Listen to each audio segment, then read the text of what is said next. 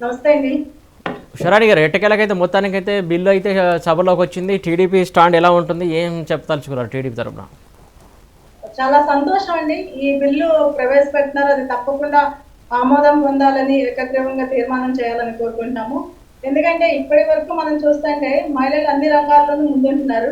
మీరు అది వైద్య రంగంలో కానీ, ఇంజినీరింగ్ కానీ ఎటువంటి కోర్సుల్లో కానీ ఆకాశంలో ఇప్పుడు మరి ఆహ్, పైలట్‌లాగా అన్ని రంగాల్లోనూ ముందుంటున్నారు కాబట్టి చట్టసభల్లో కూడా మహిళలు ఉంటారు. దాదాపు నాకు తెలిసి ఇప్పటికి ఎంపీల సంఖ్య 81 ఉండుంటది మొత్తం మీద.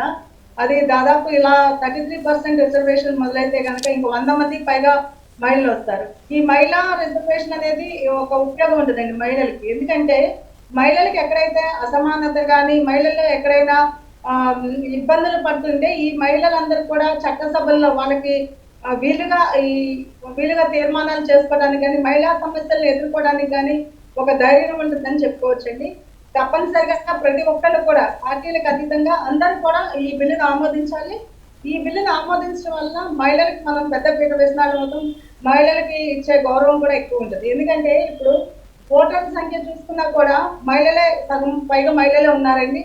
అదే రకంగా అన్ని విధాలు కూడా ఇంటి దగ్గర నుంచి బయట పనులు చేసేదాకా మహిళలే అన్ని అన్ని రంగాల్లో ముందున్నారు కాబట్టి తప్పనిసరిగా ఈ 33% అమల్లోకి రావాలని ఏదైతే ఈ బిల్లు ప్రవేశపెడితే దాన్ని తప్పనిసరిగా అందరూ ఆమోదించాలని మేము కోరుకుంటున్నామండి. రైట్.